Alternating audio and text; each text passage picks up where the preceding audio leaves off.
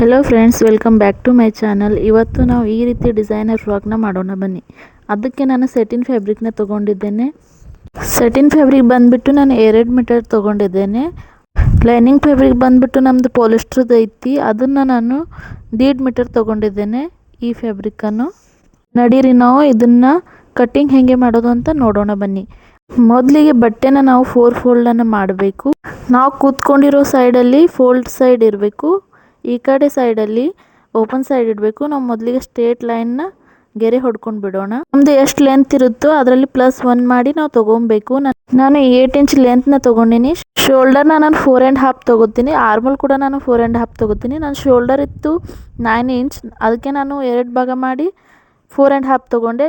Chest ನಮ್ದು ಎಷ್ಟಿದೆಯೋ ಅದಕ್ಕೆ ನಾವು /4 ಮಾಡಿಬಿಟ್ಟು ಚೆಸ್ಟನ್ನು ತೊಗೋಬೇಕು. ನಾನಿಲ್ಲಿ 5.5 ಇಂಚ್ ತೊಗೊಂಡಿದ್ದೇನೆ.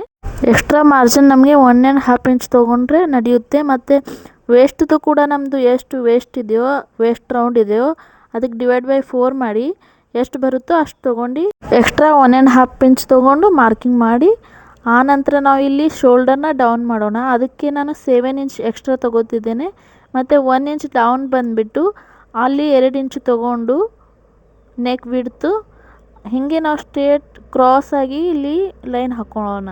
ಈ ರೀತಿ ವಿಡಿಯೋದಲ್ಲಿ ನಿಮ್ಗೆ ಕಾಣ್ತಿದೆ ಅಲ್ವಾ, ಅದಕ್ಕೆ ನಾನು ಈಗ ಆರ್ಮೋಲ್ ಸೆಂಟರ್ನ ತೆಗಿತಿದ್ದೀನಿ. ಇದೇ ರೀತಿ ತೆಗಿಬೇಕು. ಆನಂತರ ಇಲ್ಲಿ 1/2 ಇಂಚ್ ತೊಗೊಂಡು ಕ್ರಾಸ್ ಲೈನ್ನ ನಾವು ಡ್ರಾ ಮಾಡೋಣ. ಒಳಗೆ ನಾವು 1/4 ಇಂಚನ್ನು ಮಾರ್ಕ್ ಮಾಡಬೇಕು, ಹೊರಗಡೆ ನಾವು 1/2 ಇಂಚನ್ನು ಮಾರ್ಕ್ ಮಾಡಬೇಕು. ಸೇಮ್ ಇದೇ ರೀತಿ ನಾವು ಮಾಡಬೇಕು. ಆನಂತರ ನಾವು ಇದ್ರದ್ದು ನೆಕ್ದು ಲೆಂತ್ ತೊಗೊಳ್ಳೋಣ. ನೆಕ್ ಲೆಂತ್ ನಾನು ಇಲ್ಲಿ ಬಂದುಬಿಟ್ಟು 4 ಇಂಚ್ ತೊಗೊಂಡಿದ್ದೇನೆ. ಮತ್ತು ನಾವು ಇದ್ರದ್ದು ಮಾರ್ಕ್ ಮಾಡಿಬಿಟ್ಟು ಇದಕ್ಕೆ ರೌಂಡ್ ಶೇಪನ್ನು ಕೊಡೋಣ. ಈ ರೀತಿ ಕೊಟ್ಬಿಟ್ಟು ನಾವು ಇದ್ರದ್ದು ಕಟಿಂಗ್ ಮಾಡ್ಕೊಂಡು ಬಿಡೋಣ. ಈ ರೀತಿ ನಮಗೆ ನೆನಪಿರಲಿ, ನಾವು ಬ್ಯಾಕ್ ಸೈಡ್ ಪಾರ್ಟದು ಆರ್ಮೋಲ್ ಕಟಿಂಗ್ ಮಾಡಬೇಕು. ಫ್ರಂಟ್ದು ನಾವು ಆಮೇಲೆ ಮಾಡಬೇಕು. ಆಮೇಲೆ ನಾವು ಬ್ಯಾಕ್ದು ಸೈಡಿಗೆ ಇಟ್ಟು ಫ್ರಂಟ್ ಆರ್ಮೋಲ್ನ ಕಟಿಂಗ್ ಮಾಡ್ಕೊಳ್ಳೋಣ ಬನ್ನಿ. ಈ ರೀತಿ ಸೇಮ್ ಹೀಗೆ ಮಾಡಬೇಕು ನೀವು ಕೂಡ. ಆನಂತರ ನಾವು ಬಟ್ಟೆನ ಈ ರೀತಿ ಮಡಚಿ ಅದ್ರ ಮೇಲೆ ತಟ್ಟಬೇಕು. ಆನಂತರ 2 ಕಡೆ ನಮ್ಮದು ನೆಕ್ದೇನು ಇದು ಮೂಡುತ್ತೆ ಅಲ್ವಾ, ಆ ರೀತಿ ನಾವು ಕಟಿಂಗ್ ಮಾಡ್ಕೊಂಡ್ರೆ ಆಯಿತು. ನೋಡ್ಬೋದು ಇಲ್ಲಿ ನೀವು ಈ ರೀತಿ ಮಾರ್ಕ್ ಮಾಡಿ ನಾನು ಕಟಿಂಗ್ ಮಾಡ್ಕೊಂಡೆ. ಇವಾಗ ನಾನು ಸ್ಲೀವ್ಸ್ ಕಟಿಂಗ್ ಮಾಡ್ಕೊತಿದ್ದೇನೆ. 4 ಫೋಲ್ಡ್ ಫ್ಯಾಬ್ರಿಕ್ನ ಮಾಡಿದ್ದೇನೆ. 1 ಇಂಚ್ ಮಾರ್ಜಿನ್ ತೊಗೊಂಡು ತೆಳಗಡೆ ಪಟ್ಟಿ ಮಡಿಸೋದಕ್ಕೆ ಲೈನ್ ಮಾಡ್ಕೊಂಡಿದ್ದೇನೆ. ಎಷ್ಟು ಲೆಂತ್ ಇದೆಯೋ ಅದಕ್ಕಿಂತ ಹೆಚ್ಚು ನಮಗೆ ಮೇಲ್ಗಡೆ 6 ಇಂಚ್ ತೊಗೊಂಡ್ಬಿಟ್ಟು ಈ ರೀತಿ ಸೇಮ್ ಮಾರ್ಕಿಂಗ್ ಮಾಡ್ಕೋಬೇಕು. ಇದ್ರದ್ದು ವಿಡ್ತ್ ಬಂದುಬಿಟ್ಟು ನಮ್ಮದು ಎಷ್ಟು ಚೆಸ್ಟ್ ಇದೆ ಅದರದ್ದು /4 ಮಾಡಿ ತೊಗೊಬೇಕು. ಇವಾಗ ನಾನು ತೆಳಗಿಂದು ಪ್ಲೇಟ್ಸ್ ಮಾಡ್ತೀವಲ್ವ, ಅದಕ್ಕೆ ನಾನು ಫ್ಯಾಬ್ರಿಕ್ನ ಅಂದರೆ ಬಟ್ಟೆನ ತೊಗೊಂಡಿದ್ದೇನೆ. ಇದು ಬಂದುಬಿಟ್ಟು ಡಬಲ್ ಫೋಲ್ಡ್ ಮಾಡಿದ್ದೇನೆ. ನಮ್ಮದು ಎಷ್ಟು ಲೆಂತ್ ಇದೆಯೋ ಅದು ನಾವು ಮ್ಯಾಗಿಂದ ಬಾಡಿ ಪಾರ್ಟ್ಗೆ ಏನು 8 ಇಂಚು ಯೂಸ್ ಮಾಡಿದ್ದೆವು ಅದು ಬಿಟ್ಟು ಕಿಶಂದ್ರೆ ನಾವು ತೆಳಗಿಂದ ಎಷ್ಟು ಬರುತ್ತೆ ಅಷ್ಟು ತೊಗೊಬೇಕು. ಫುಲ್ ಲೆಂತ್ ನಾನು 21 ಇಂಚ್ ಇತ್ತು. 8 ಇಂಚ್ ಬಿಟ್ಟು ನಾನು ಮಾರ್ಕ್ ಮಾಡ್ಕೊಂಡಿದ್ದೇನೆ. ಈ ರೀತಿ ಇದ್ರ ವಿಡ್ತ್ ಬಂದುಬಿಟ್ಟು ಬಟ್ಟೆ ವಿಡ್ತ್ ಎಷ್ಟಿತ್ತು ಅಷ್ಟೆಲ್ಲ ತೊಗೊಂಡಿದ್ದೇನೆ. ಆನಂತರ ಈ ರೀತಿ ನಾವು ಸ್ಟ್ರೇಟ್ ಲೈನ್ನ ಡ್ರಾ ಮಾಡ್ಕೊಳ್ಳೋಣ. ತುಂಬ ಈಸಿ ಮೆಥಡಲ್ಲಿ ಈ ಫ್ರಾಕ್ನ ನಾನು ನಿಮಗೆ ಹೇಳಿಕೊಟ್ಟಿದ್ದೇನೆ. ತುಂಬ ಲುಕ್ ಚೆನ್ನಾಗಿ ಬಂದಿದೆ. ನೀವು ಈಸಿಲಿ ಇದನ್ನು ಮಾಡ್ಕೋಬೋದು, ಸ್ಟಿಚ್ ಮಾಡ್ಬೋದು ಮನೆಯಲ್ಲೇ. ಇದೇ ಡ್ರೆಸ್ ನೀವು ಕೊಂಡು ತೊಗೊಳಕ್ಕೆ ಹೋದರೆ 1000 ರೂಪಾಯಿನ ಕೊಟ್ಟು ಖರ್ಚು ಮಾಡಬೇಕಾಗುತ್ತೆ. ಇಲ್ಲಿ ನೀವು ಕಮ್ಮಿ ದುಡ್ಡಲ್ಲೇ ಮಾಡ್ಬೋದು. ಇದ್ರ ಕಟ್ಟಿಂಗ್ ಮಾಡ್ತಿದ್ದೇನೆ ಇವಾಗ ನಾನು. ನಮ್ಮದು ಮೇನ್ ಬಟ್ಟೆ ಮೇಲೆ ಲೈನಿಂಗ್ ಬಟ್ಟೆನ ಇಟ್ಬಿಟ್ಟು ಈ ರೀತಿ ಮಾರ್ಕ್ ಮಾಡ್ಕೊಳ್ಳೋಣ. ಆವಾಗ ಅದು ಮಾರ್ಕ್ ಆದ ನಂತರ ಇದ್ರದ್ದು ಕಟ್ಟಿಂಗ್ ಮಾಡ್ಕೊಂಡು ಬಿಡೋಣ. ಎಲ್ಲವನ್ನು ನಾನು ಮಾರ್ಕ್ ಮಾಡಿಬಿಟ್ಟು ಇವಾಗ ಕಟ್ಟಿಂಗ್ ಮಾಡ್ಕೊತಿದ್ದೀನಿ. ನೀವು ನೋಡ್ಬೋದು ವಿಡಿಯೋದಲ್ಲಿ.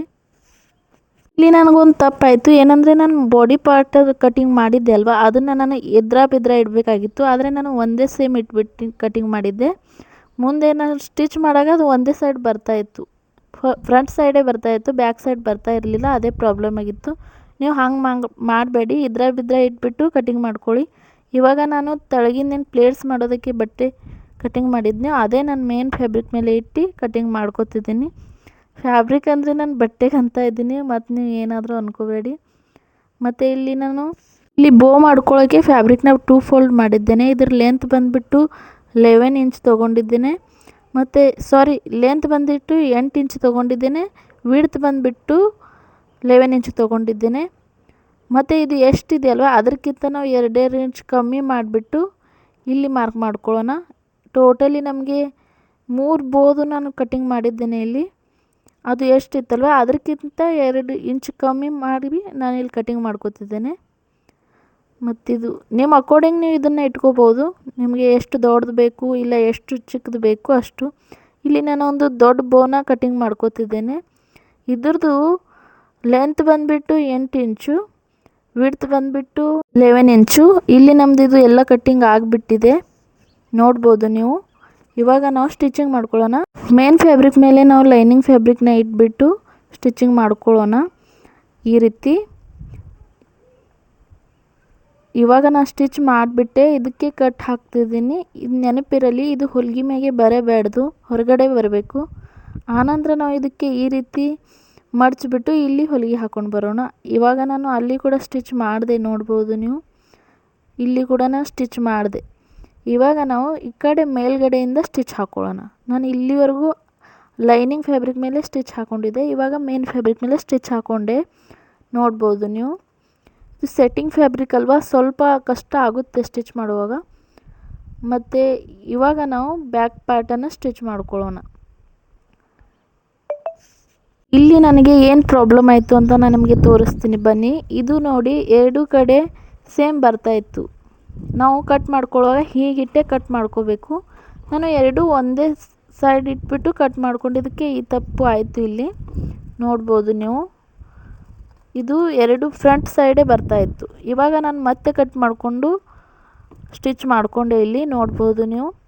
ಇವಾಗ ನಾವು ಶೋಲ್ಡರನ್ನು ಸ್ಟಿಚ್ ಮಾಡ್ಕೊಳ್ಳೋಣ. ಅದಕ್ಕೆ ನಾವು ಈ ರೀತಿ ಬಟ್ಟೆನ ಇಟ್ಬಿಟ್ಟು ಮೇನ್ ಫ್ಯಾಬ್ರಿಕ್ ಮೇಲೆ ಮೇನ್ ಫ್ಯಾಬ್ರಿಕ್ಕು, ಲೈನಿಂಗ್ ಫ್ಯಾಬ್ರಿಕ್ ಮೇಲೆ ಲೈನಿಂಗ್ ಫ್ಯಾಬ್ರಿಕ್ನ ಇಟ್ಬಿಟ್ಟು ಸ್ಟಿಚ್ ಮಾಡ್ಕೊಳ್ಳೋಣ. ಆವಾಗ ಫಿನಿಶಿಂಗ್ ಎಷ್ಟು ಚೆನ್ನಾಗಿ ಬರುತ್ತೆ ನೀವು ನೋಡ್ಬೋದು ಇಲ್ಲಿ ಅಲ್ವಾ, ಎಷ್ಟು ಚೆನ್ನಾಗಿ ಬರುತ್ತೆ, ಹೊಲಿಗೆನೇ ಕಾಣೋದಿಲ್ಲ.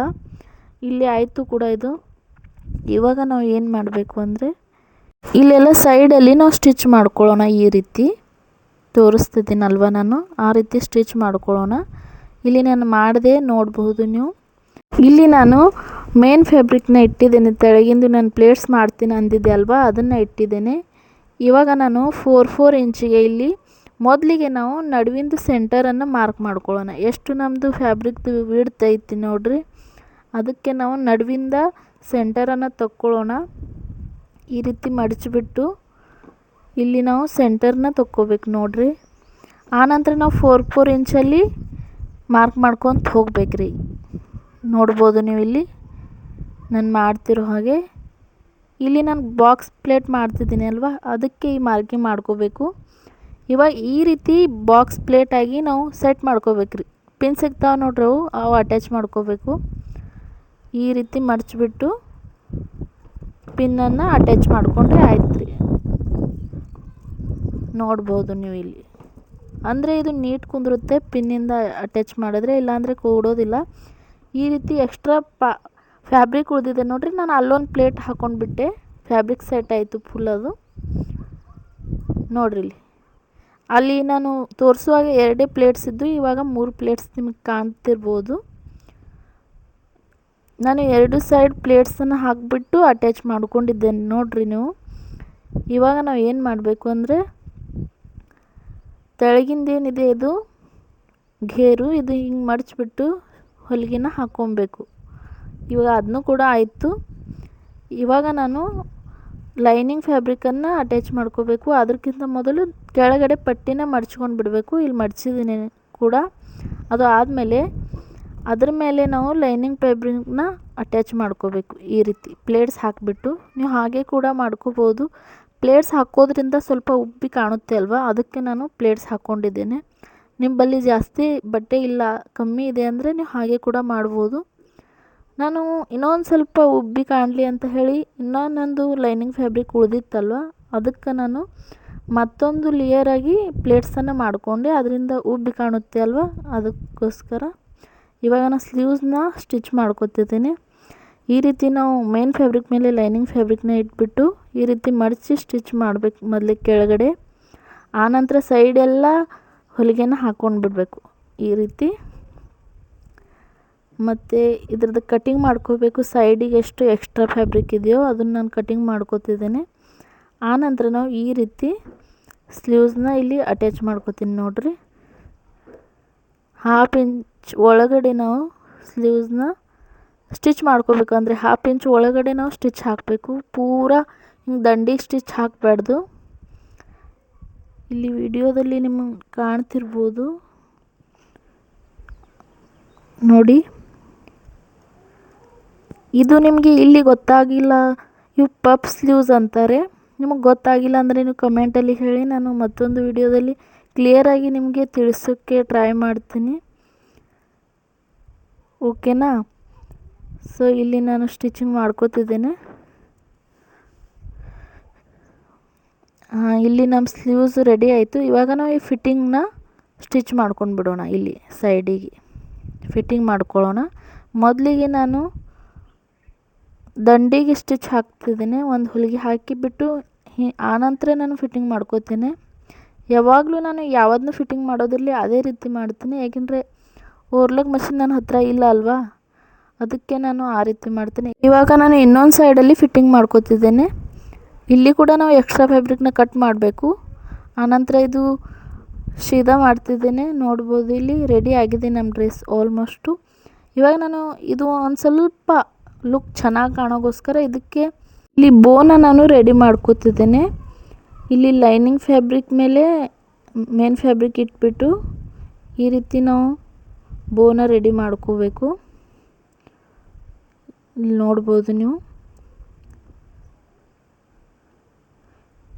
ಇವಾಗ ಇದ್ರದ್ದು ಎಕ್ಸ್ಟ್ರಾ ಫ್ಯಾಬ್ರಿಕ್ ಏನಿದೆ ಅದಕ್ಕೆ ಕಟ್ ಮಾಡ್ಕೋಬೇಕು. ನಾನು ಮೊದಲಿಗೆ ಇಲ್ಲಿ ಲೈನಿಂಗ್ ಫ್ಯಾಬ್ರಿಕ್ ತೊಗೊಂಡಿದ್ದಿಲ್ಲ. ಇದು ಸೆಟಿನ್ ಫ್ಯಾಬ್ರಿಕ್ ಒಂದು ಸ್ವಲ್ಪ ಅಷ್ಟು ಚಲೋ ಇಲ್ಲ ಫ್ಯಾಬ್ರಿಕ್ಕು, ಅದಕ್ಕೆ ನಾನು ಲೈನಿಂಗ್ ಫ್ಯಾಬ್ರಿಕ್ ಕೂಡ ತೊಗೊಂಡೆ. ಆಮೇಲೆ ನಾವು ಮಡ್ಚಿಬಿಟ್ಟು ಈ ರೀತಿ ಸ್ಟಿಚ್ ಮಾಡ್ಕೊಂಡು ಬಿಡಬೇಕು. ನೋಡ್ಬೋದು ನೀವು. ಇಲ್ಲಿ ನಾನು ನಡುವೆ ಏನು ಸ್ಟಿಚ್ ಕಾಣುತ್ತಿದೆ ಅಲ್ವಾ, ಅಲ್ಲಿ 1 ಇಂಚ್ವರೆಗೂ ನಾನು ಸ್ಟಿಚ್ ಮಾಡಿಲ್ಲ, ಗ್ಯಾಪ್ ಬಿಟ್ಟಿದ್ದೀನಿ. ಯಾಕಂದರೆ ಅಲ್ಲಿಂದ ನಾವು ಒಳಗಡೆ ಅರ್ಬಿನ ತೊಗೋಬೇಕಲ್ವ, ಅದಕ್ಕೆ. ಇಲ್ಲಿ ನೀವು ನೋಡ್ಬೋದು. ಇಲ್ಲಿ ಈ ರೀತಿ ನಾವು ಇದನ್ನು ಜೊಗ್ಗಿ ಅರ್ಬಿನ ತೊಗೋಬೇಕು ಅದರ ಒಳಗಡೆಯಿಂದ. ಇದು ಬಂದುಬಿಡುತ್ತೆ ಈಸಿಲಿ, ಅಲ್ಲಿ ನೋಡ್ಬೋದು. ಆಮೇಲೆ ನಾವು ಕತ್ರಿ ಹಾಕಿಬಿಟ್ಟು ಅದಕ್ಕೆ ಸೆಟ್ ಮಾಡ್ಕೋಬೇಕು ಈ ರೀತಿ. ನೋಡ್ಬೋದು ಇಲ್ಲಿ ನಾನು 3 ಕೂಡ ಮಾಡಿಕೊಂಡೆ. ಇಲ್ಲಿ ಈಗ ಒಂದ್ರ ಮ್ಯಾಗ ಒಂದು ಇಟ್ಬಿಟ್ಟು ಮೊದಲೇ ದೊಡ್ಡದು ಇಡಬೇಕು, ಆನಂತರ ಸಣ್ಣದು ಇಟ್ಬಿಟ್ಟು ಈ ರೀತಿ ನಾವು ಸ್ಟಿಚ್ ಮಾಡ್ಕೋಬೇಕು. ನೋಡಿ ಇಲ್ಲಿ ಈ ರೀತಿ ಸ್ಟಿಚ್ ನಾರ್ಮಲ್ ಸೂಜಿಯಿಂದ ನಾವು ಮಾಡಿಕೊಂಡು ಈ ರೀತಿ ದಾರಾನ ಸುತ್ತಬಿಟ್ಟು ಇದಕ್ಕೆ ನಾಟ್ ಹಾಕ್ಕೊಳ್ಳಿ. ಈಗ ನಾನು ದೊಡ್ಡದು ಏನು ಮಾಡಿದ್ದೀನಿ ಬೋನ, ಅದನ್ನು ನಾನು ಕೂಡ ಸೇಮ್ ಅದೇ ರೀತಿ ಮಾಡ್ಕೋತೀನಿ. ಸೇಮ್ ಅದೇ ರೀತಿ ಮಾಡಿಕೊಂಡು ನಾಟ್ ಹಾಕೋತೀನಿ. ಈಗ ಇದಕ್ಕೆ ಬೆಲ್ಟ್ ಮಾಡಿದ್ದೇನೆ. ಇದರದ್ದೇನು ವಿಡಿಯೋ ಮಾಡಿಲ್ಲ ನಾನು. ಇದು ಈಸಿ ಇರುತ್ತೆ, ಎಲ್ಲರಿಗೂ ಗೊತ್ತೇ ಇರುತ್ತೆ ಅಂತ ನಾನು ಮಾಡಲಿಲ್ಲ. ಅದಕ್ಕೆ ನಾವು ಈ ರೀತಿ ಸುತ್ತಿ ಸ್ಟಿಚ್ ಹಾಕೋಬೇಕು ಹಿಂದುಗಡೆಯಿಂದ. ಇಲ್ಲಿ ನೋಡಿ ಎಷ್ಟು ಚೆನ್ನಾಗಿ ಲುಕ್ ಬಂದಿದೆ. ಇನ್ನೊಂದು ಕೂಡ ನಾನು ಸೇಮ್ ಅದೇ ರೀತಿ ಮಾಡಿಕೊಂಡೆ. ಇಲ್ಲಿ ನೋಡ್ಬೋದು ನೀವು.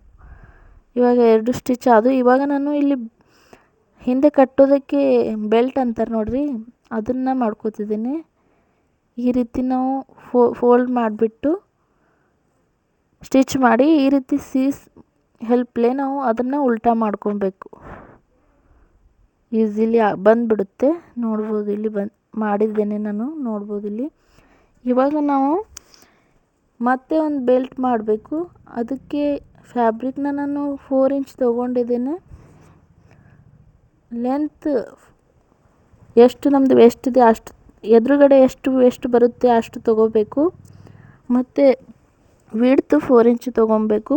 ಅದ್ರ ಒಳಗಡೆ ಕ್ಯಾನ್ವಾಸ್ ಹಾಕಿಬಿಟ್ಟು ಈ ರೀತಿ ಮಡ್ಚ್ಕೊಂಡು ಅದ್ರ ಒಳಗಡೆ ನೋಡಿ ಇಲ್ಲಿ ನಾನು ಮೊದಲಿಗೆ ಏನು ಬೆಲ್ಟ್ ಮಾಡಿದ್ದೆ ಅದನ್ನು ಸೇರಿಸ್ಬಿಟ್ಟು ಸ್ಟಿಚಿಂಗ್ ಮಾಡ್ಕೋತಿದ್ದೀನಿ. ಇಲ್ಲಿ ಇದನ್ನು ಇಟ್ಬಿಟ್ಟು ಸ್ಟಿಚಿಂಗ್ನ ಹಾಕಬೇಕಿಲ್ಲಿ. ನೋಡ್ಬೋದು ನೀವು. ಇಲ್ಲಿ ಆಯಿತು ಕೂಡ ಈ ಬೆಲ್ಟನ್ನು. ಇದನ್ನು ನಾವು ಒಂದು ಸ್ವಲ್ಪ ಡೆಕೋರೇಟ್ ಮಾಡ್ಕೊಳ್ಳೋಣ ಬನ್ನಿ. ಇವಾಗ ನೆಕ್ನ ನಾನು ಈ ಪೋಲ್ಸಿಂದ ಮತ್ತು ಗ್ಲೂ ತೊಗೊಂಡಿದ್ದೇನೆ, ಮತ್ತು ಒಂದು ಚೈನ್ ಸ್ಟೋನನ್ನು ತೊಗೊಂಡ್ಬಿಟ್ಟು ಇದಕ್ಕೆ ಡಿಸೈನ್ ಮಾಡ್ತಿದ್ದೀನಿ. ಒಂದು ಸ್ವಲ್ಪ ಲುಕ್ ಚೆನ್ನಾಗಿ ಬರಲಿ ಅಂತ ಹೇಳಿಬಿಟ್ಟು. ಇಲ್ಲಿ ನೋಡ್ಬೋದು ನೀವು. ಈ ರೀತಿ ಗ್ಲೂನ ಅದಕ್ಕೆ ಈ ರೀತಿ ನಾವು ಚೈನ್ ಸ್ಟೋನನ್ನು ಸೆಟ್ ಮಾಡ್ಕೊಬೇಕು. ತುಂಬ ಈಸಿ ಇದೆ ಇದು ಡಿಸೈನ್. ಯಾವುದು ನೆಕ್ಕಲ್ಲಿ ನೀವು ಮಾಡ್ಬೋದು ಈಸಿಲಿ. ಇದರಲ್ಲಿ ಸ್ಟಿಚಿಂಗ್ ಇಲ್ಲ, ಬರೀ ಅಟ್ಯಾಚ್ ಮಾಡೋದಿದೆ ಗ್ಲೂ ಹಚ್ಬಿಟ್ಟು. ನಡುವೆ ನಡುವೆ ನಾನು ಪೋಲ್ಸ್ ಹಚ್ಚುತ್ತಾ ಇದ್ದೇನೆ. ಇಲ್ಲಿ ನೋಡ್ಬೋದು ನೀವು ಇಲ್ಲಿ ಎಷ್ಟು ಚೆನ್ನಾಗಿ ಲುಕ್ ಕಾಣುತ್ತೆ ಇದರಿಂದ ಅಂತ.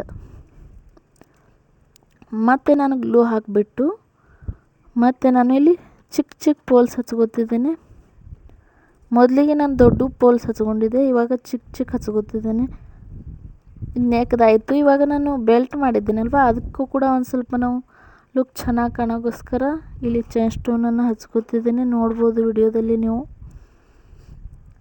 ಸೈಡೆಲ್ಲ ಚೈನ್ ಸ್ಟೋನ್ ಹಚ್ಕೊಂಡು ಈ ಸೈಡ್ ಕೂಡ ನಾವು ಚೈನ್ ಸ್ಟೋನ್ನ ಹಚ್ಚಬೇಕು, ಅಟ್ಯಾಚ್ ಮಾಡಬೇಕು. ಆನಂತರ ನಾವು ಇದ್ರ ನಡುವೆ ಒಂದು ಚೈನ್ ಸ್ಟೋನನ್ನು ಅಟ್ಯಾಚ್ ಮಾಡೋಣ ಬನ್ನಿ. ಇಲ್ಲಿ ಇವಾಗ ನಾವು ಇದ್ರ ಒಳಗಡೆ ನಿಮಗೆ ಜಾಗ ಕಾಣಿಸ್ತಿದೆ ಅಲ್ವಾ, ಅದ್ರ ಒಳಗಡೆ ನಾವು ತುಂಬಾ ಗ್ಲೂ ಹಚ್ಚಿಬಿಟ್ಟು ಅದ್ರ ಮೇಲೆ ಈ ರೀತಿ ಪೋಲ್ಸನ್ನು ಸೆಟ್ ಮಾಡ್ಕೊಬೇಕು. ಕೆಳಗಡೆ ಎಲ್ಲ ಕಡೆ ನಾವು ಗ್ಲೂ ಹಚ್ಚಬೇಕು. ಎಷ್ಟು ನಮಗೆ ಫ್ಯಾಬ್ರಿಕ್ ಕಾಣ್ತಿದೆಯೋ ಅಷ್ಟು ಹಚ್ಚಿಬಿಟ್ಟು ನಾವು ಗ್ಲೂನ ಅಟ್ಯಾಚ್ ಮಾಡಬೇಕು. ಇವಾಗ ಬೋ ಮೇಲೆ ಕೂಡ ನಾನು ಚೈನ್ ಸ್ಟೋನ್ ಹಚ್ಕೋತೀನಿ. ಅದಕ್ಕೆ ನಾನು ಗ್ಲೂನ ಹಚ್ಚಿಬಿಟ್ಟು ಅದಕ್ಕೆ ಚೈನ್ ಸ್ಟೋನನ್ನು ಅಟ್ಯಾಚ್ ಮಾಡ್ಕೋತಿದ್ದೀನಿ. ನೋಡ್ಬೋದು ಇಲ್ಲಿ ಎಷ್ಟು ಭಾರಿ ಕಾಣ್ತಿದೆ ನೋಡ್ರಿ ಇದ್ರ ಲುಕ್. ಮತ್ತು ಇನ್ನೊಂದು ಬೋಗೂ ಕೂಡ ನಾನು ಅದೇ ರೀತಿ ಮಾಡಿದೆ ಸೇಮ್. ಇವಾಗ ನೋಡ್ಬೋದು ಯಾವ ರೀತಿ ಮಾಡ್ತಿದ್ದೇನೆ. ಇವಾಗ ಇದು ಕೂಡ ರೆಡಿ ಆಗಿದೆ ಅಲ್ವಾ, ಎರಡು ಬೋ ಕೂಡ ನಮ್ಗೆ ರೆಡಿ ಆದವು. ಫೈನಲ್ ಲುಕ್ ನೋಡ್ರಿ. ಸೊ ಫ್ರೆಂಡ್ಸ್, ಈ ಫ್ರಾಕ್ ನಿಮಗೆ ಹೇಗೆ ಅನಿಸು ಅಂತ ಪ್ಲೀಸ್ ಹೇಳಿ. ಲೈಕ್ ಮಾಡಿ, ಸಬ್ಸ್ಕ್ರೈಬ್ ಮಾಡಿ, ಶೇರ್ ಮಾಡಿ, ಪ್ಲೀಸ್ ಸಪೋರ್ಟ್ ಮಾಡಿ. ನಿಮ್ಮ ದಿನ ಶುಭ.